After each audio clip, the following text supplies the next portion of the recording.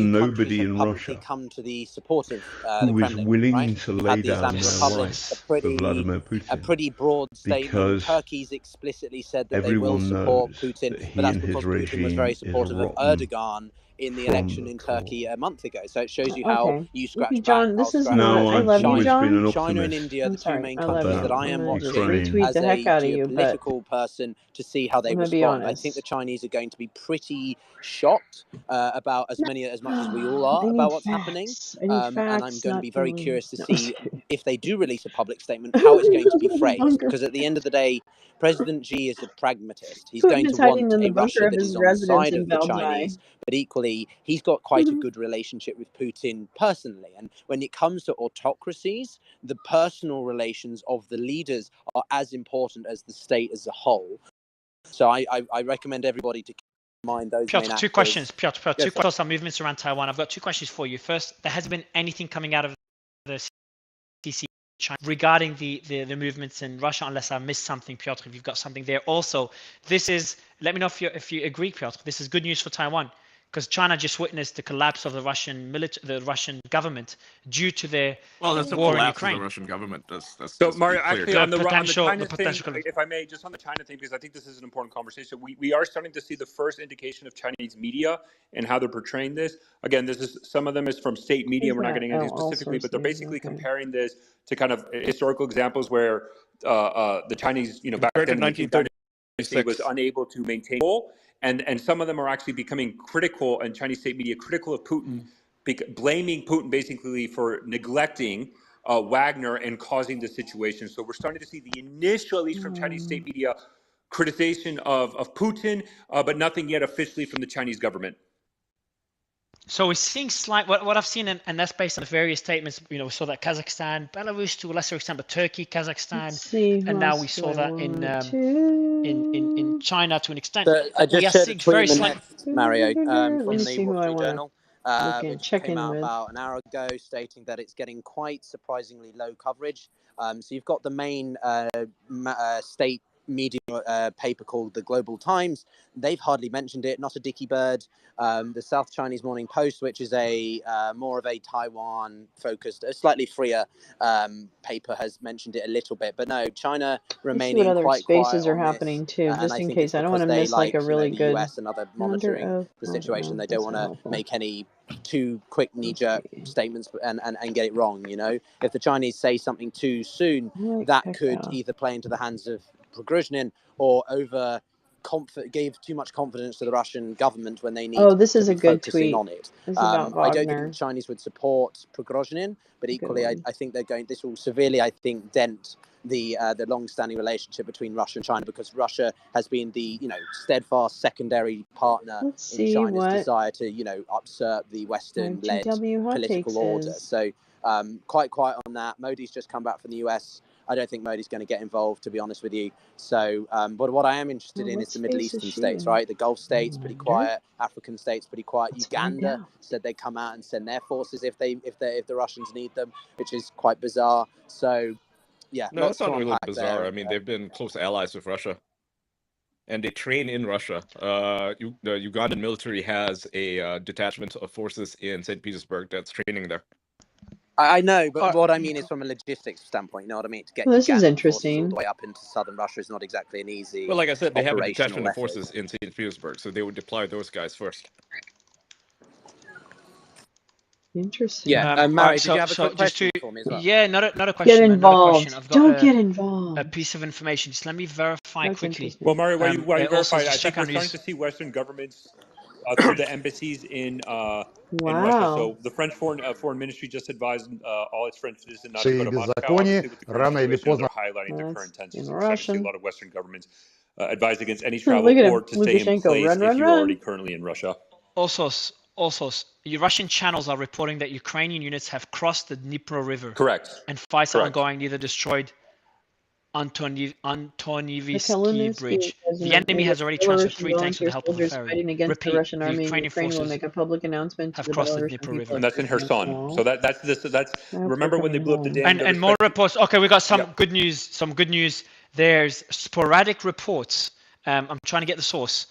On Russian Telegram channels of negotiations ongoing between the Wagner Group and Russian authorities. Now, when we say Telegram channels, they're not random Telegram channels. There's a few Telegram channels that are trusted in the OSINT community. Also, do you want to give us a 10-second overview of these Telegram channels that you and your other people in your community?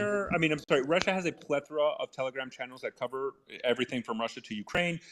Some of them are more reliable, some are not. But you always have to take everything that what is said with a grain of salt. And I would be very careful of these conversations and negotiation for Russian Telegram channel. This could be an attempt to try to portray the situation as calmer as it is, because we see tensions are very high in Rostov-on-Don right now, and also in Moscow. So I think we just need to see if there's any official But remember, statements. you did say, okay, so Turkish foreign minister is discussing the situation in Russia with Blinken. Things are moving extremely fast. You did say that the Russian convoy may have stopped, according to some reports, may have stopped moving. Yeah. It may have stalled. Again, another way to speculate is that could be due to the negotiations that are ongoing.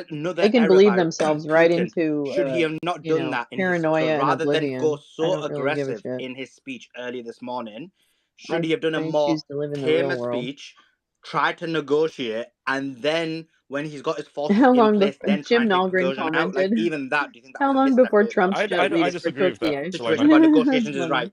Sorry, go ahead. Yeah, so I would disagree with true. that assessment, because I think that you have multiple commanders on the ground who work for Wagner, Green Boy, obviously, Cowboy, injure both quarterbacks. that That's they right. may He's be only, that's negotiating right. I with, want to take and them both. perhaps the strike on the How convoy about like one earlier of that we those saw like a number of scenes in The Wagner Office where vehicles they're all taken out pointing their by fingers at each Russian other forces. like guns? That was like a warning I strike. have a It's like, feeling hey, that's what we'll we're do headed more of this. towards. We'll blow up more of your Hopefully guys they just don't unless get you anybody start else talking in the to us. And crossfire. that could That's what I hope. possibly be the situation where they They dealt a warning blow, and now, it's like, okay, let's have a conversation. You don't have to die with Prigozhin, No, I think Ian and I disagree. I think Suleiman's right, and I'll tell you why I think he's right.